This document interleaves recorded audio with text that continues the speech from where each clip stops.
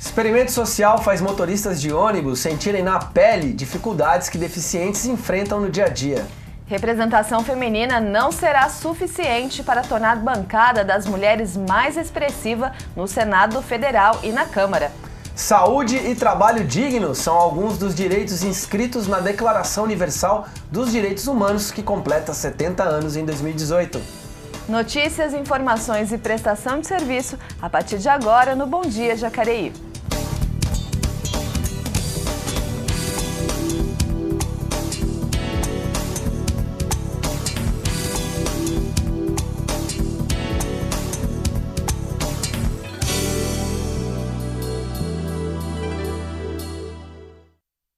Quinta-feira, 4 de outubro, começamos mais um Bom Dia Jacareí, o seu telejornal matinal aqui da TV Câmara Jacareí. E para dar início às notícias que trazemos para vocês, começamos com os nossos destaques aqui no Giro de Notícias. Já para iniciar o Diário de Jacareí, Fundação Prolar realiza entrega de títulos a moradores do Lagoa Azul. Aí você vê uma foto do bairro Lagoa Azul, lá no distrito do Parque Meia Lua. E aí, Leilane, são 185 títulos de regularização fundiária aos moradores.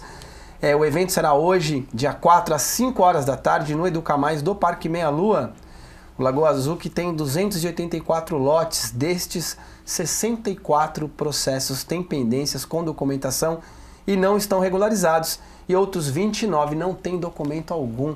Então, regularização desse bairro lá fica no distrito do Parque Meia Lua. Próxima notícia, Jornal Vale. Isaías prevê aumento de 20% na receita de Jacareí. O orçamento do município no ano que vem será fixado em 1,26 bilhão, ante 1,05 bilhões previstos para 2018. Secretarias como Infraestrutura, Saúde e Educação terão destaque. Os aumentos, então, aí da infraestrutura será de 137% em relação a este ano de 2018, passando para 204 milhões. A educação vai subir 23% na comparação com este ano e 2019, e a saúde 9%. Dentre as principais obras destacadas pelo jornal, esta está a nova ponte, que deverá custar cerca de 27 milhões de reais. Aí, próxima notícia, Folha de São Paulo, candidatos querem mudar regras do imposto de renda. Essa é uma plataforma comum. Os quatro primeiros colocados na corrida presidencial prometem rever a cobrança do imposto de renda. Equipes econômicas de Bolsonaro, Haddad, Ciro e Alckmin dizem que os lucros e dividendos pagos a empresários e acionistas deverão voltar a pagar imposto de renda. Isso aí não acontece desde 1995. Muito bem. Vamos lá, a próxima, o estado de São Paulo, Bolsonaro e Haddad ampliam vantagem sobre segundo pelotão. Aí a manchete do estado de São Paulo trata da polarização, então, entre essas duas candidaturas. Trata-se da pesquisa divulgada do Ibope, ontem à noite, falando aí do ranking dos candidatos à presidência do nosso país. Muito bem. Vamos agora a mais uma notícia da agência Senado. Eleitor com título cancelado só poderá regularizar situação após segundo turno. O TSE tinha apontado que os documentos só poderão ser regularizados após o segundo turno. Então, quem não fez o cadastro da biometria realmente não vai poder votar nem no primeiro, nem no segundo turno. Está fora do processo eleitoral deste ano. Eleitoral e só poderá arrumar o título, consertar e fazer o cadastramento biométrico a partir de 5 de novembro. Tá aí, mais uma notícia agora. EBC, Agência Brasil, agência pública de notícias. Aumento da população de idosos traz desafios no acesso à justiça.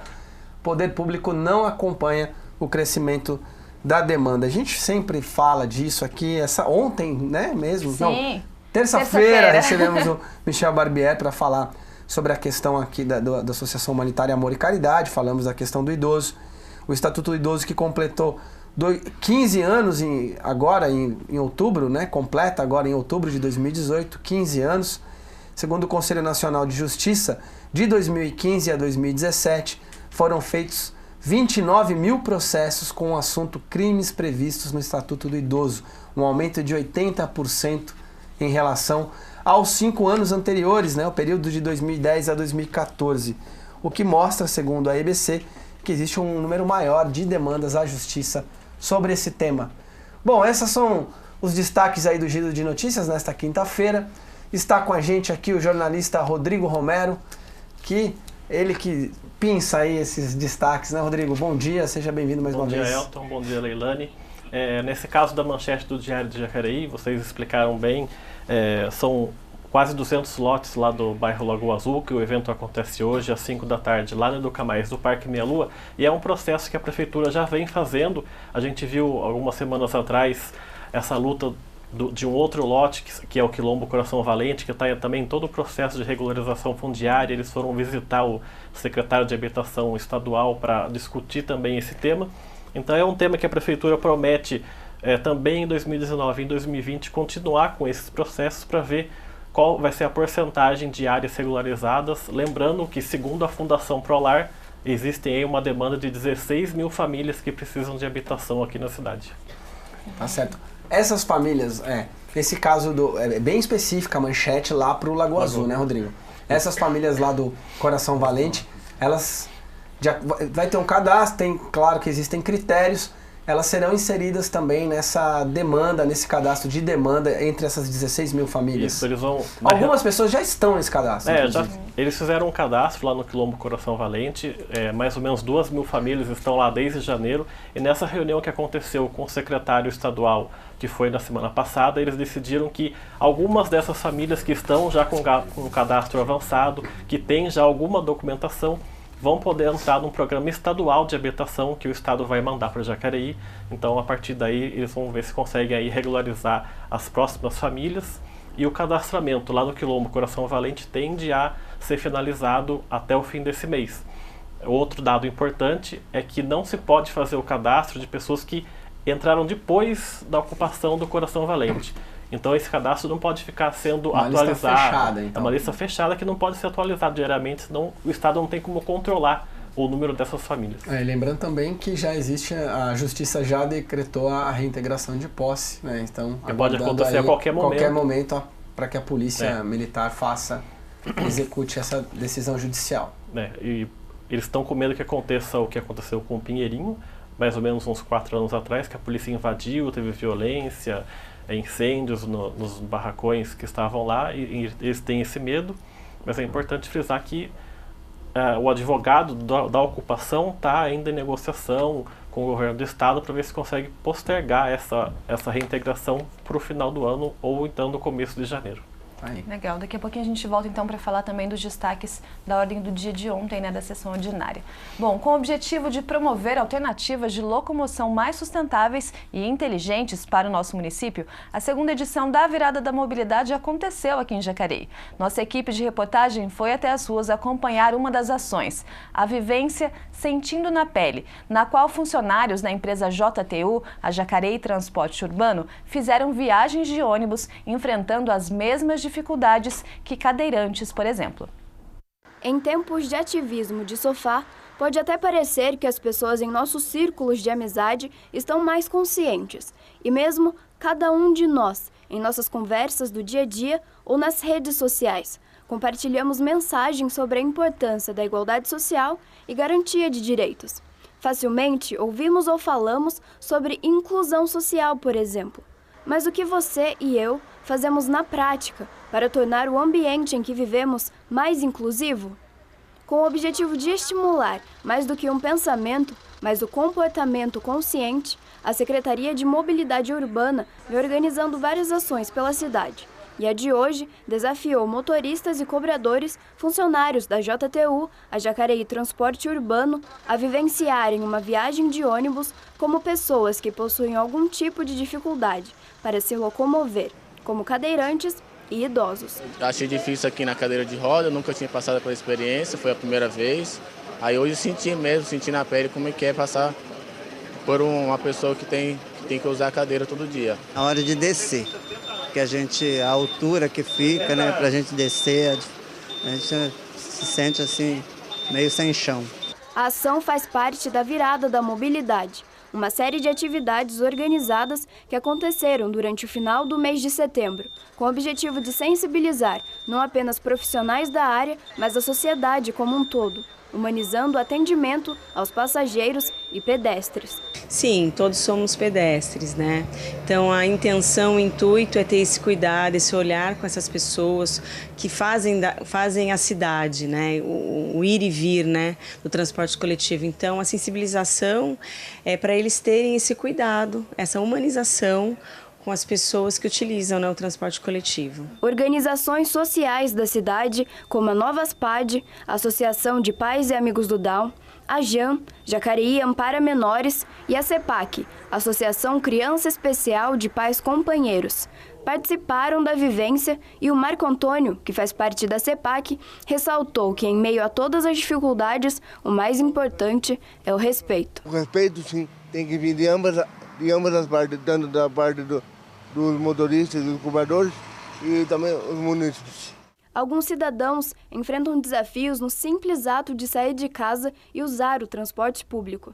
Então, que nós não sejamos outras dificuldades nas vidas uns dos outros. Basta apenas um pouco mais de gentileza, de se colocar no lugar do outro. Seja um deficiente físico, um idoso ou uma mulher que carrega o bebê em seu colo, que todos se sintam protegidos no simples ato de ir e vir. Um direito.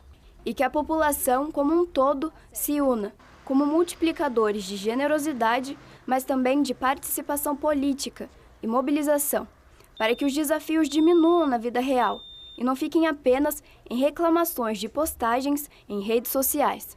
Certo que a gente já tem alguns cuidados essenciais que a gente tem que ter com os idosos, pessoas com mobilidade reduzida. Então hoje, a partir dessa vivência, a gente vai ter os cuidados maiores ainda, que agora a gente já sabe o que eles vivem na pele, a gente sentiu o dia a dia deles hoje. Sim, vão passar para todo mundo, né? Ensinar como é que é também. Como eu senti, eu sei como é que é bem mais difícil. Tem que avisar o pessoal, né? Até os passageiros também tem que ter um pouco de paciência, às vezes que demora meio para subir, tem pessoa que tem mais dificuldade, precisa de outra pessoa para ajudar. E é bastante complicado mesmo, tem que ter paciência.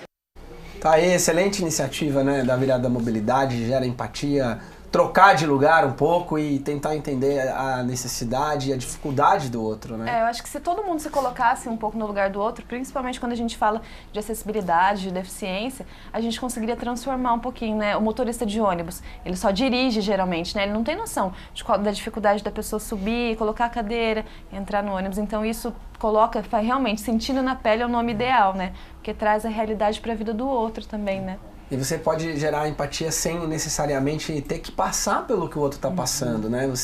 O ideal é muitas pessoas se sensibilizam com um tema quando aquilo as afeta alguém da família ou a elas mesmas, aí ela se conscientiza, desperta. Eu acho que o importante seria se a gente não necessariamente precisasse passar por algo, né? Mas sim compreender, entender a extensão. E a gente nem precisa adquirir uma deficiência, né? Nunca mais vou andar. A gente pode quebrar um pé, como nosso amigo que voltou hoje, inclusive Emerson Galati, que teve um problema no pé e sente as dificuldades, né? Uma pessoa que engravida, às vezes fica com um pouco a mobilidade reduzida. Então, são várias coisas que a gente mesmo no dia a dia pode acabar adquirindo e não saber lidar, né? Emerson Galati, nosso guerreirinho. Muito bem. Deixar um abraço também para outros aqui.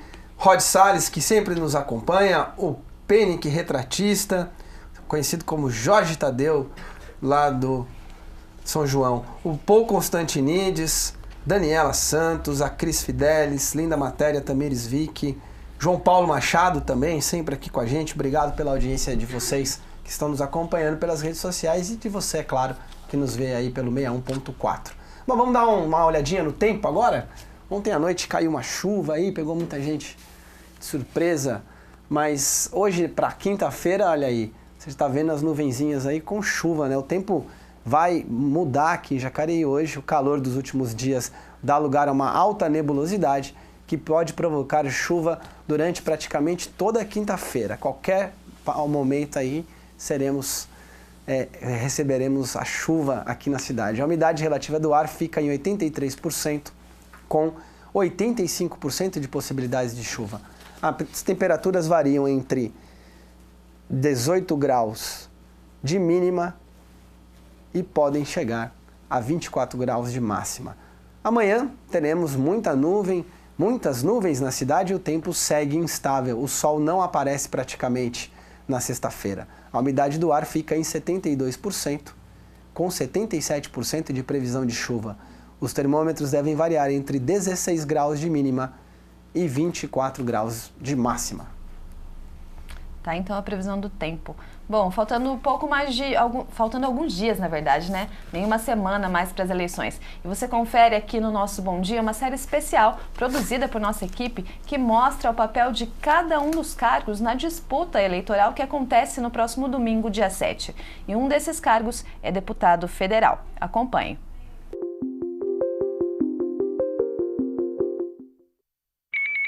Os deputados federais integram a esfera do poder legislativo brasileiro e, juntamente com senadores, formam o Congresso Nacional, que é onde são debatidos e votados projetos de lei, além de funcionar como órgão de fiscalização das atividades do poder executivo. Ao votar em um candidato a deputado federal, o eleitor escolhe quem irá representá-lo no papel de fiscalizador direto da Presidência da República, sendo também responsável pela criação, revisão e revogação de leis federais, aprovação do orçamento da União, que define anualmente as prioridades de gastos dos recursos públicos, e fiscalização e controle das ações do Poder Executivo, utilizando como base os levantamentos do Tribunal de Contas da União. Os deputados federais podem autorizar a instauração do processo de impeachment contra o presidente da República e ainda criar CPIs para investigar denúncias de irregularidades na administração pública. Cada estado deve ter no mínimo 8 e no máximo 70 representantes na Câmara dos Deputados, totalizando o efetivo de 513 parlamentares, estabelecidos na Lei Complementar número 78, de 30 de dezembro de 1993.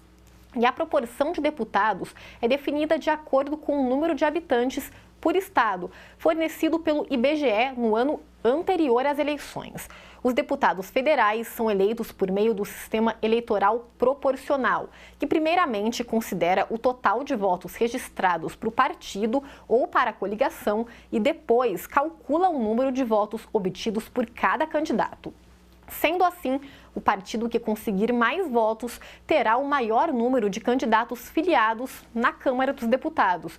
E o mandato para o cargo de deputado federal tem duração de 4 anos e o parlamentar pode ser reeleito em novas eleições.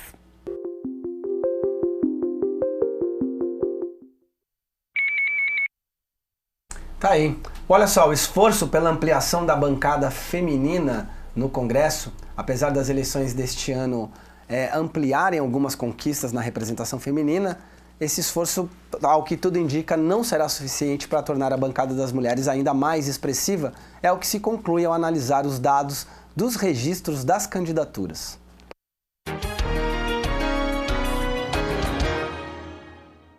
Para este ano, as mulheres conquistaram o direito de ter 30% do financiamento público só para elas.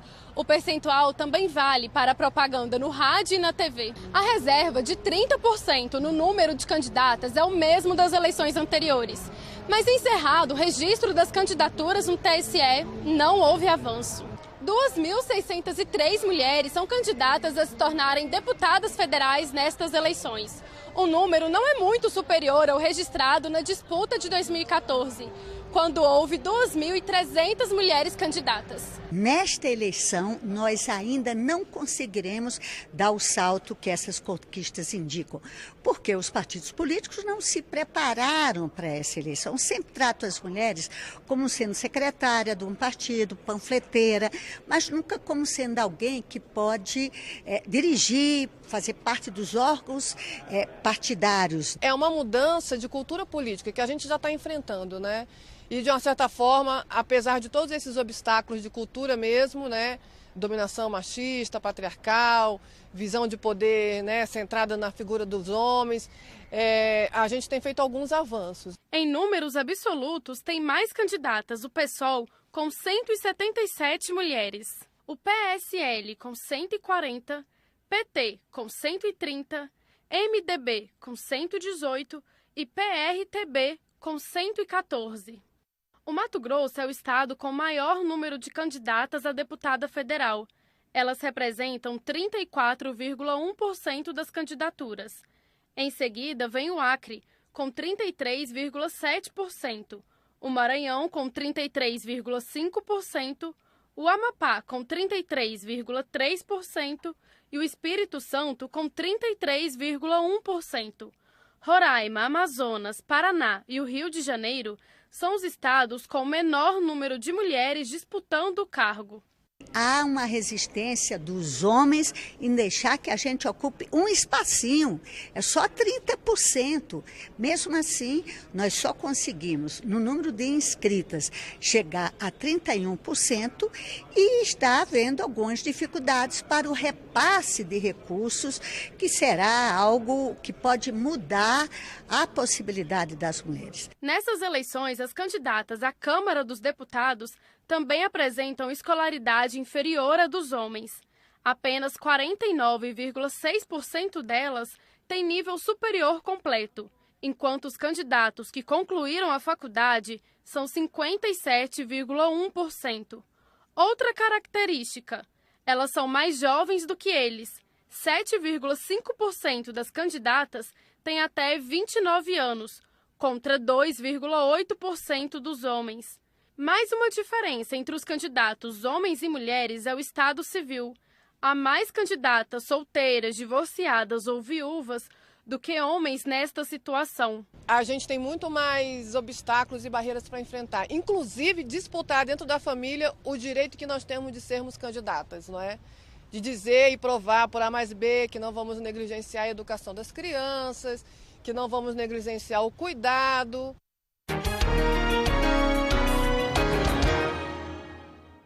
Tá aí. Olha só, o Observatório Social de Jacareí está apoiando a campanha Unidos contra a Corrupção, que é pela aprovação das novas 70 medidas contra a corrupção para o próximo parlamento, que está aí sendo disputado nestas eleições.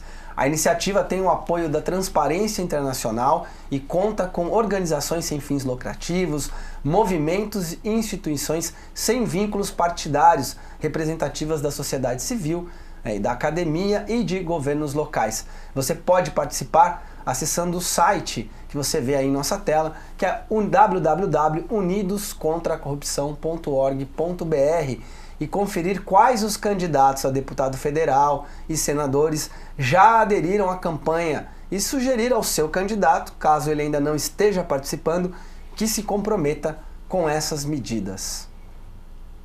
Bom, tá, então vamos falar então da ordem do dia, né, da 31ª sessão ordinária deste ano. Foram 3 projetos aprovados ontem, Rodrigo. Isso, foram 3 projetos bem simples. O primeiro foi o de uma reestruturação administrativa aqui da Câmara, de readequação de salários de 5 cargos do funcionalismo público aqui do Legislativo.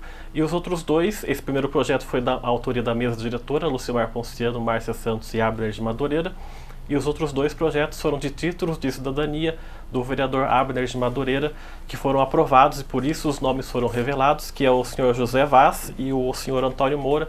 Esses 2 vão receber o título de cidadão jacariense numa sessão solene que vai ser marcada mais para frente aqui na Câmara Municipal. Teve também um evento que celebrou a proteção aos animais, que uma moça de uma ONG aqui de Jacareí recebeu o prêmio, e também teve a tribuna livre do coronel Roberto Coimbra, que falou um pouco sobre o plano diretor aqui de Jacareí.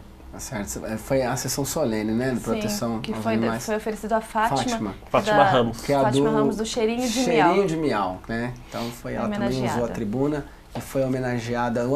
Já o ano passado também tivemos essa sessão solene. Esse ano ela aconteceu como no ano passado, né, dentro da ordem, incluída dentro da sessão ordinária. Como acontece com algumas outras sessões, a presidente Lucimar Ponciano agora decidiu que algumas vão acontecer durante a sessão ordinária, e foi o caso dessa que foi ontem aqui na Câmara de Jacareí. Aí, parabéns pelo trabalho da Fátima também, recolhe muitos gatos aí pela cidade, é uma defensora, uma pessoa que trabalha com a defesa, e defende os animais, defesa animal, defensora animal, né, que fala, né? Protetora, né? Protetora. É isso aí. Muito bem, muito obrigado. Nós vamos, Rodrigo, valeu mais uma vez você aqui. Nós vamos para um rápido intervalo e na volta receberemos aqui a assistente técnica da Secretaria de Planejamento da cidade de Jacareí, a Cíntia Abdo. Bom dia, Jacareí. Volta já.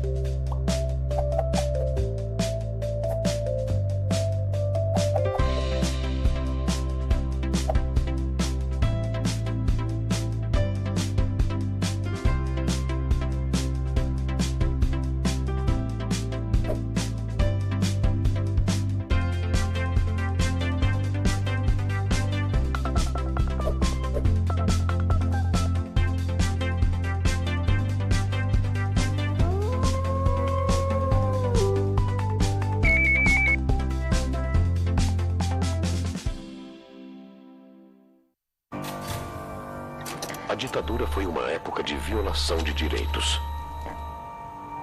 E muitos dos documentos que contavam os detalhes sobre os crimes cometidos foram censurados, escondidos ou destruídos. Hoje, muitos deles estão disponíveis no site pnmdigital.mpf.mp.br. Acesse, pesquise e não deixe a história desaparecer, muito menos se repetir.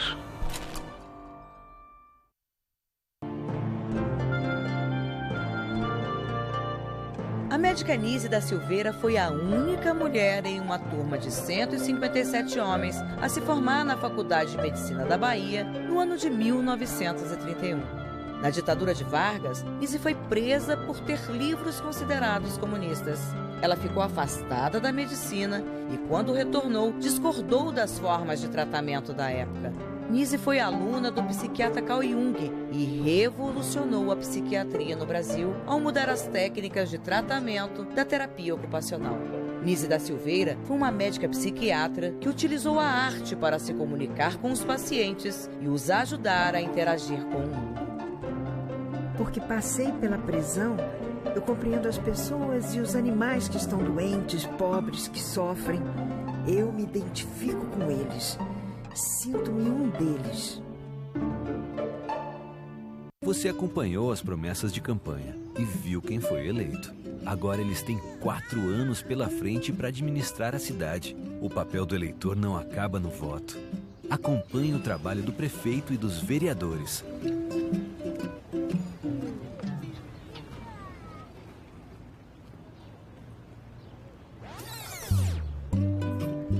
Cobre, fiscalize, participe. A cidade é sua, é de todos nós.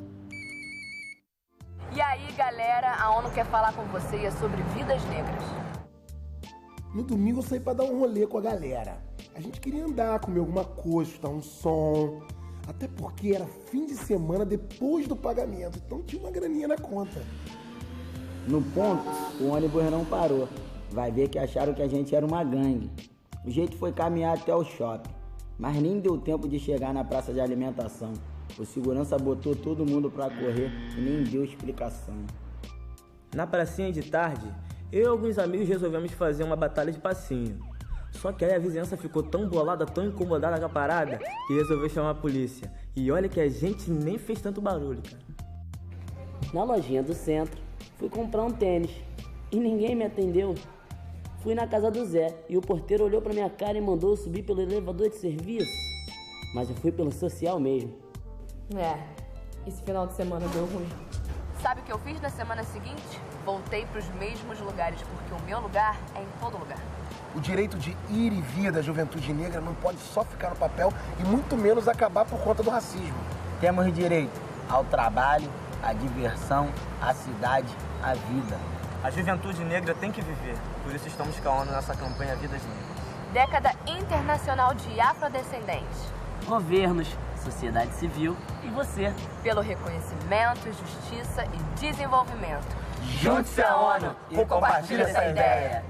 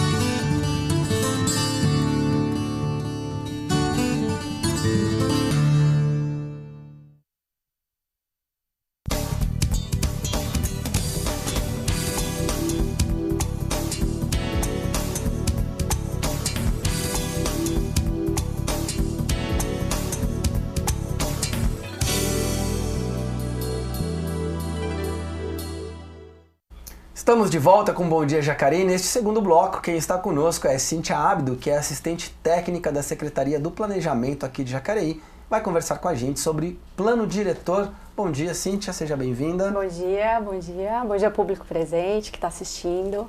Isso aí. Cíntia, plano diretor. A gente não tem um plano diretor, estamos refazendo o plano diretor.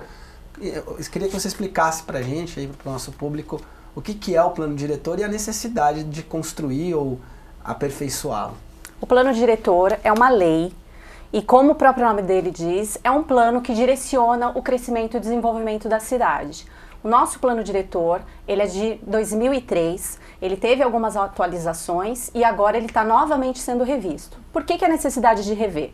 Porque, como o próprio nome diz, é um plano, então a cidade vai se desenvolvendo, as metas vão sendo traçadas, alguns objetivos vão sendo atingidos e neste decorrer de tempo eles precisam ser revistos. Então agora em 2018 nós estamos fazendo novamente uma revisão dessa lei complementar, que é a Lei 49 de 2003. A cidade muda, né, com o tempo e a gente precisa realmente fazer adaptações. São 3 fases, né, para vocês elaborarem esse plano diretor. Teve a primeira, que foi uma análise técnica. Como é que funcionaram essas fases, Cíntia? Exatamente. Primeiro nós começamos com oficinas técnicas, que foram 4 oficinas técnicas. A primeira, que foi muito importante, nós reunimos todas as secretarias municipais para que todos tivessem a noção e a dimensão da necessidade de revisão do plano, porque o plano ele atende questões de meio ambiente, questões de planejamento urbano, questões ambientais, questões de educação, saúde, infraestrutura da cidade. Então a primeira oficina técnica foram com todos os técnicos da prefeitura, depois nós fizemos oficinas externas com estudantes, com os empresários e terminamos a primeira fase também com a Associação de Engenheiros e Arquitetos de Jacareí, que também usam muito o plano diretor. Na segunda fase, nós criamos grupos técnicos de trabalho, que foram 4 grupos, e esses grupos tiveram também a participação de técnicos da prefeitura e representantes da sociedade civil, OAB, Associação de Engenheiros e Arquitetos, Ciesp, CETESB também contribuíram e nesses grupos de trabalho nós fizemos de 18 a 20 reuniões, todas com ata, porque o plano diretor ele requer uma formalidade de você dar publicidade do que está sendo discutido, do que está sendo revisto. E nesses grupos de trabalhos nós lemos a lei e vimos os pontos que precisavam ser mudados, as metas que foram atingidas e quais os objetivos que precisariam ser tratados. Uma coisa importante de falar do plano diretor é que como funciona esse trabalho de revisão. Nós pegamos a cidade, dividimos por região, isso foi feito nas oficinas técnicas também, e em cada região foi discutida quais eram as potencialidades de Jacareí, o que precisa crescer, o que precisa melhorar, quais eram as fragilidades, ou seja, o que não está funcionando e o que precisa melhorar. Em cima de olhar as potencialidades e as fragilidades, nós criamos soluções. E essas soluções foram levadas para esses grupos de estudos e com a leitura da lei nós fomos adequando o material da oficina técnica com os grupos de estudos para sair a revisão do plano. Aí. Bom, a gente volta a conversar com você daqui a pouquinho sobre o plano, porque agora a gente vai falar sobre saúde e trabalho digno. São alguns dos direitos inscritos na Declaração Universal dos Direitos Humanos, que completou 70 anos agora em 2018. No 3º capítulo da série especial que estamos apresentando durante essa semana, produzido lá pela TV Câmara Brasília, vamos conhecer pessoas que lutam por esses direitos.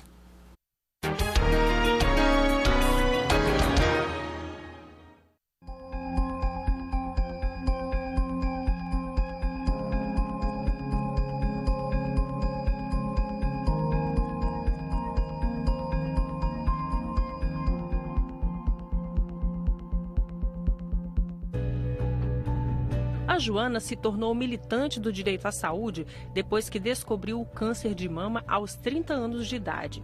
Ela fez o tratamento no Hospital Público do Rio de Janeiro, mas depois sofreu para conseguir a reconstituição da mama. A ONG Recomeçar é fruto da mobilização que Joana fez na época, há 10 anos, junto com outras pacientes de câncer de mama. Nós temos a nossa Constituição, a saúde é um direito de todos e um dever do Estado. Então a gente quer ter esse direito garantido e assegurado. Só que eu acho que a gente tem realmente que cobrar mais, que se unir e cobrar os nossos direitos. O direito de todos à saúde está na Declaração Universal dos Direitos Humanos e na Constituição de 1988, que criou o Sistema Único de Saúde, o SUS. O SUS é uma imensa, uma belíssima construção política. E sem o SUS, pergunte às pessoas que se servem dele, né? Hoje, por exemplo, em que a queda da renda do trabalho sacrifica a grande maioria da população brasileira, as pessoas estão recorrendo ao SUS, porque é o SUS ou nada. Hoje todo mundo tem o direito, né, ao atendimento, às vezes demora, às vezes não tem o atendimento como deveria ser, mas tem a lei que protege, a pessoa pode entrar na justiça, né? A justiça tem ajudado a efetivar esse processo, então avançou muito, né? Joana hoje atua para o Congresso Nacional aprovar o projeto de lei que determina o prazo de 30 dias para que a mulher que percebeu um nódulo no seio seja atendida por um médico. Para ela, a militância pela saúde tem apoio garantido das pessoas. A sociedade tem aplaudido, né, iniciativas como essa e tem se unido também. A gente vê que quando a gente marca alguma ação no Congresso, a gente chama as mulheres para participar, elas participam de fato. E quem não pode sempre fala que bacana. Mas nem toda militância por direitos encontra apoio. Um relatório divulgado recentemente mostra que o Brasil foi o país com o maior número de assassinatos de defensores de direitos humanos e socioambientais em 2017. 57 pessoas perderam a vida. A Comissão Justiça e Paz, órgão da Igreja Católica, acompanha violações dos direitos humanos e também ameaças aos seus defensores. Na medida que você faz um anúncio que nós somos todos filhos do mesmo Pai, somos todos detentores do mesmo direito e, portanto, não há justificativa para que uns tenham muito e outros não tenham nada, isso é interpretado como uma usurpação do direito de poucos. E essas pessoas que fazem esse anúncio evangélico, no meu entender, elas são ameaçadas de morte e muitas vezes são assassinadas. O jornalista Leonardo Sakamoto se tornou ativista contra o trabalho escravo depois que fez reportagens especiais sobre o assunto. Hoje coordena o Repórter Brasil, que reúne informações e capacita profissionais e empresários para combater o trabalho escravo. Também é conselheiro das Nações Unidas. Mas junto com o reconhecimento vieram as ameaças. Ninguém faz trabalho escravo porque quer ver o outro sofrer. As pessoas fazem trabalho escravo, utilizam trabalho escravo porque querem lucro. Então, é claro que quando você acaba interrompendo fluxos de lucro de pessoas que estavam obtendo isso de forma ilegal, elas ficam irritadas. Elas podem atuar de duas formas, elas têm atuado de duas formas. Elas podem ameaçar a gente de morte. Elas me ameaçam de morte, então eu recebo de vez em quando ameaças, ou elas podem tentar me difamar, tentar matar minha reputação. E daqui para frente? A democracia de hoje, particularmente até a tecnologia ajudou muito isso, né? Hoje todo mundo fala com todo mundo, né? Todo mundo fiscaliza, né? Então é muito difícil, cada vez fica mais difícil o trabalho escravo, cada vez fica mais difícil a violência contra as pessoas, né? Por diferença de credo, de opção sexual, enfim, tudo, né? Eu acho que as coisas, esse processo é um processo que avançou e é irreversível, né? E vai continuar avançando. A declaração ela é balizamento. É um documento muito presente, os seus princípios, os seus valores, os seus conceitos marcaram a redemocratização do Brasil e estão presentes hoje nos desafios que o Brasil ainda tem que cumprir para ser um país efetivamente justo, livre e que promova a igualdade.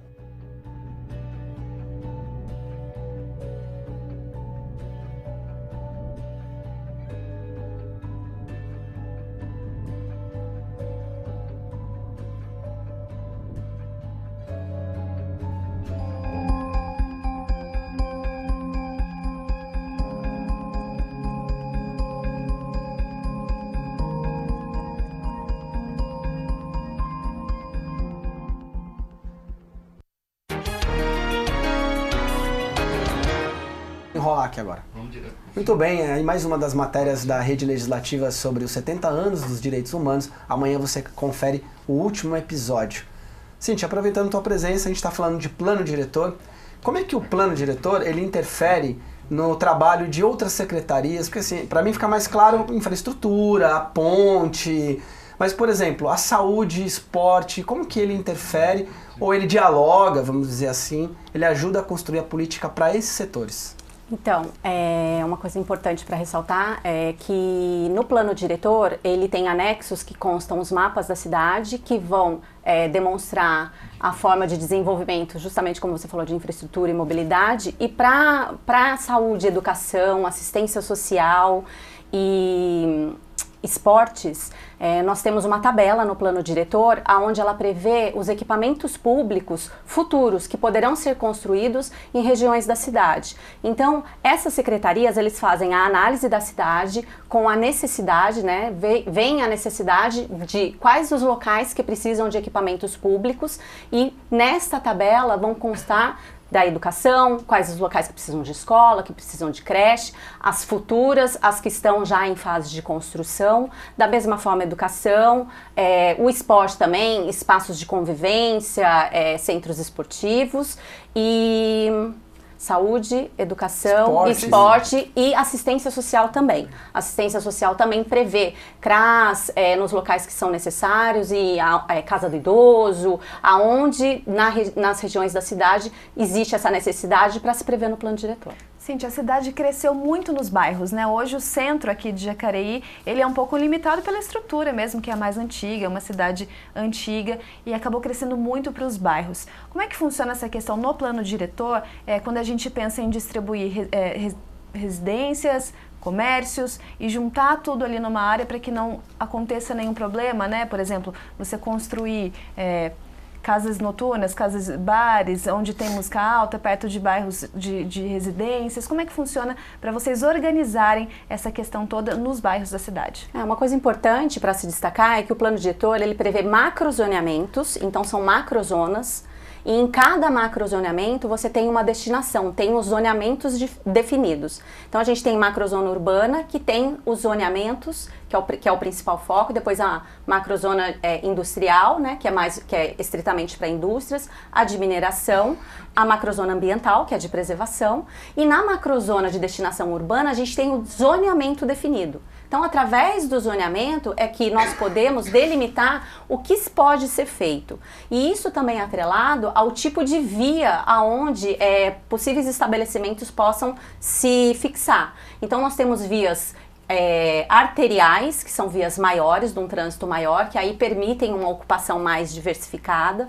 Nós temos vias coletoras, que são as vias que saem dessas arteriais e se direcionam para os bairros, e as vias locais, que na grande maioria são estritamente residenciais. Então, e a divisão do plano diretor também se dá por meio de regiões.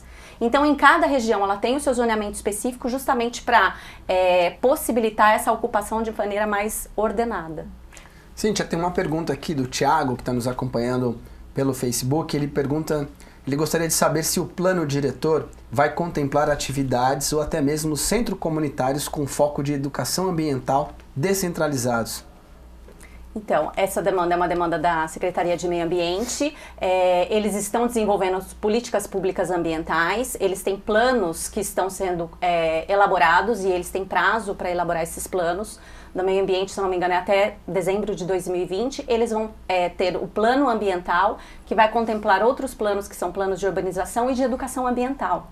Então, no plano de educação ambiental, eu não tenho a resposta de saber se ele vai fazer isso de forma específica para bairros, mas este plano vai direcionar a condução da educação ambiental na cidade. Os outros planos, por exemplo, o plano de mobilidade urbana, sim, eles são incorporados ao plano diretor, mas eles são construídos em paralelo. Isso. Basicamente, o plano diretor é a segunda lei maior da cidade. Então, a gente tem a lei orgânica do município, que é a lei maior, abaixo vem o plano diretor, e ele tem uma visão geral de todo o desenvolvimento da cidade. Então, é ele que disciplina quais são os outros planos que precisam ser construídos. Então, dentre eles, o plano de mobilidade, o plano municipal ambiental, o plano de saneamento e pelas outras secretarias. Então é o plano diretor que é a segunda lei que dá as diretrizes, ou vamos dizer, as regras gerais para o desenvolvimento da cidade. Legal, daqui a pouquinho a gente volta com a Cíntia, mas hoje é dia de dica de cinema e o filme em cartaz é A Onda. Confira mais informações com o Rodrigo Romero.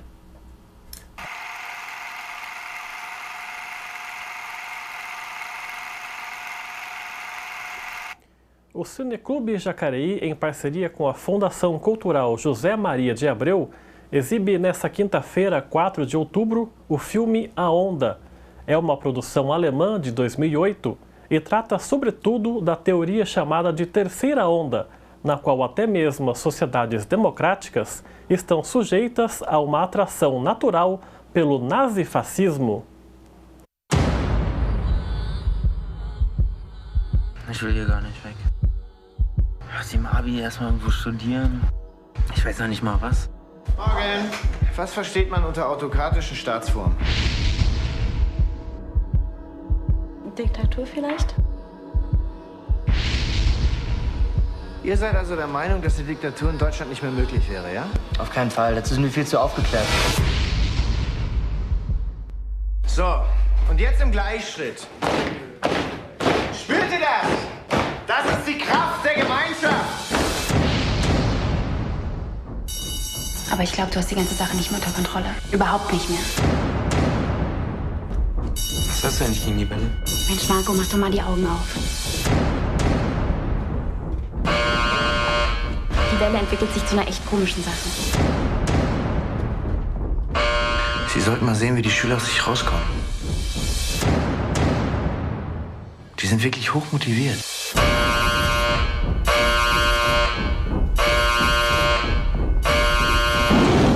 Ihr nehmt mich wohl nicht so richtig ernst, wa? Ich kann euch so nicht reinlassen. Ihr habt sie doch nicht mehr.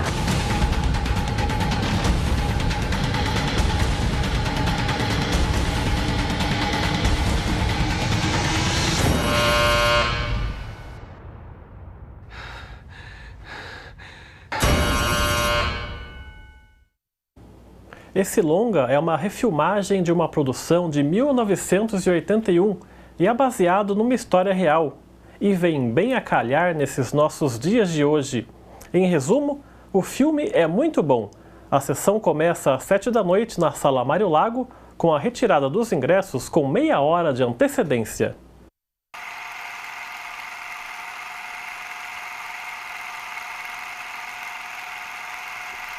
Tá aí, excelente dica do Rodrigo Romero. Aí o pessoal do Cineclube trazendo esse filme A Onda, um filme interessante. A gente estava conversando aqui no estúdio, eu já vi esse filme, estava falando com o Emerson, nosso cinegrafista. Ele não viu esse filme, fica aí a dica para vocês. Emerson, veja, Cineclube de graça, cinema na cidade. Olha aqui, o Thiago Vinícius, ele pergunta como vai funcionar as reuniões do plano por regiões para a população. E o Penick, retratista, ele está dizendo assim, a Defensoria está afirmando, a Defensoria está questionando a forma como estão sendo conduzidas as discussões sobre o plano e pedindo o seu adiamento. Então a gente vê uma relação entre as duas perguntas, como está sendo feito, então, e como vocês estão vendo essa questão da Defensoria pedir o adiamento da construção do plano. Então, é um processo, o plano diretor é um processo aberto e participativo.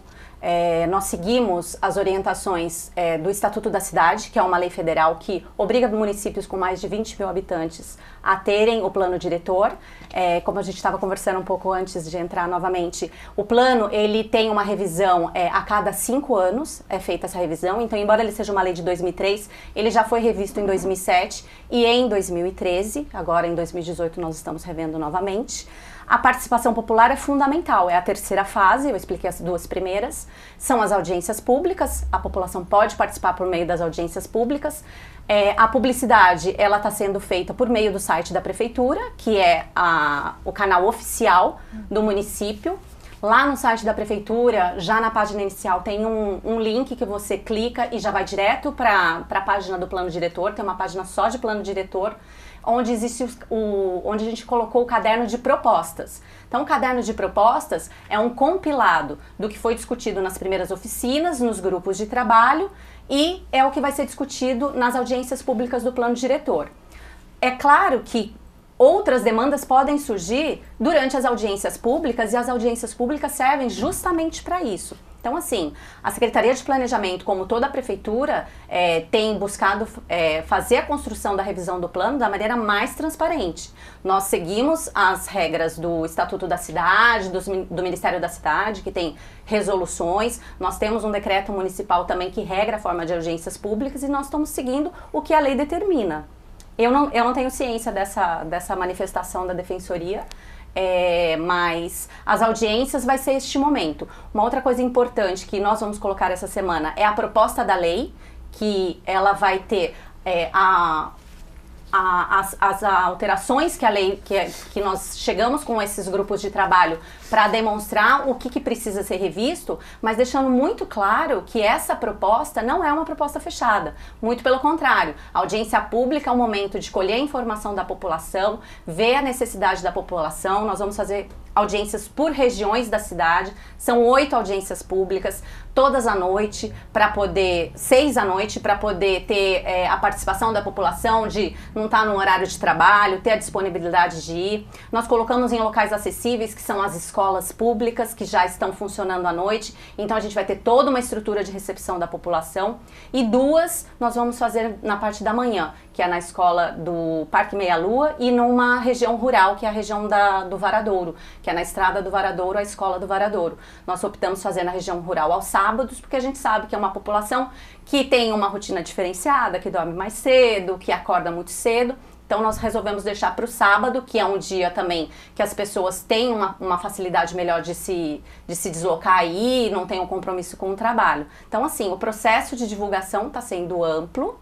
A primeira audiência é na semana que vem, dia 9, e durante todo o mês de outubro, de 9 a 30 de outubro, ocorrerão as audiências públicas. Você citou aí um e-mail, né? Esse e-mail as pessoas já podem entrar em contato para já manifestar suas opiniões ou tirar dúvidas. Qual que é o endereço, Cíntia? Então, o e-mail ele foi criado desde o começo do processo de revisão do plano, que começou em setembro do ano passado, então a gente já está 1 ano aí trabalhando com a revisão do plano. Ele é o planodiretor@jacareí.sp.gov.br. E essa questão do www é onde está o endereço das audiências, isso, que é o site da Prefeitura. Da Prefeitura, que é o www.jacareí.sp.gov.br. Perfeito. Cíntia, tem um prazo, assim, que vocês, a expectativa de vocês para encerrar e depois, bom, fechou o plano, esse plano tem que ser votado pela Câmara, como que, até que ele se efetive e se concretize, qual que é a expectativa dessa janela de tempo? Tá. A audiência pública ela vai ser todo mês de outubro. Nas audiências públicas vão ser colhidas as informações da população, então ela tem toda uma dinâmica de apresentação, a gente vai explicar o que é o plano, vai apresentar a proposta que está contida neste caderno de propostas que já está disponível no site da Prefeitura. E vai ter um momento de questionamento da população. Essas perguntas, elas vão ser respondidas no momento da audiência e depois elas têm que ser dada a publicidade, elas vão ser publicadas, perguntas e respostas. Então, nesse período de 9 a 30 de outubro, terminando as audiências públicas, já vai ter essa dinâmica de divulgação dessas perguntas e respostas. O site está lá para consulta e o e-mail continua aberto. A Secretaria de Planejamento também está aberta para receber a população.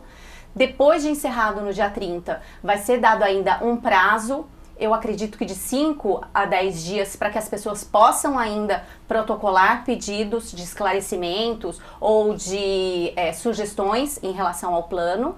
Aí o projeto de lei, ele se encerra, né? Nós colhemos todas essas informações, montamos aí, fazemos nova revisão da proposta da lei, e aí ele vira um projeto de lei que vai para o gabinete da Prefeitura e é encaminhado para a Câmara. O plano diretor é uma lei complementar, então uma lei complementar ela tem 2 turnos de votação e aí ele passa por toda a tramitação da Câmara, né? Os vereadores, nesse momento que vem para a Câmara, os vereadores podem fazer emendas ao plano? Sim, sugerir? Nesse sim, momento? sim. Ainda é possível que Totalmente ele seja alterado aqui na Câmara? Tem uma análise prévia de comissões, né? Sim. E aí depois, com as comissões, podem haver as emendas. Assim como uma lei, o fluxo de uma lei normal, é uma lei complementar. Tá joia. Legal. Antes da gente ir embora, a gente vai ver mais um vídeo, Temos então, da mais nossa um vídeo das série eleições. De quais são as funções que os candidatos desempenham, tanto quanto deputado federal, deputado estadual, e agora você vai conferir quais são as principais funções de um senador federal.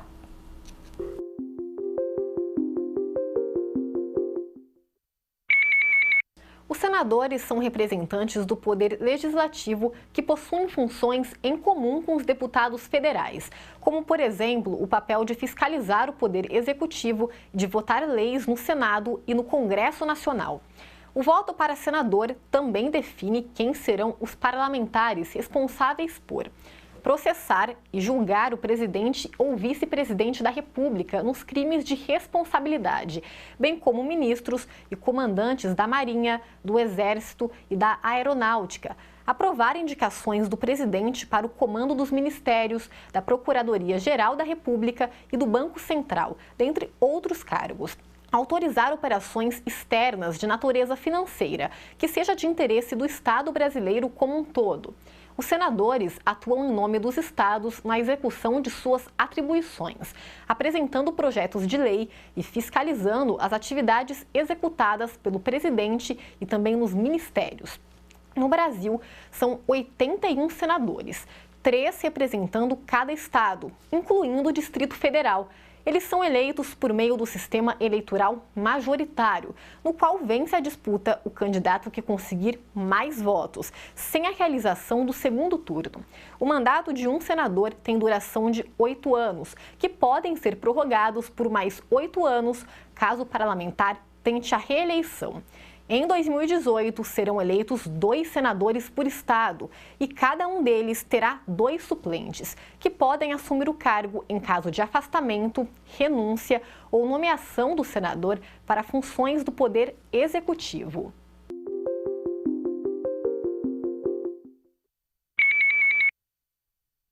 Tá aí mais uma reportagem da nossa série. Até o fim, até amanhã teremos também presidente e governador.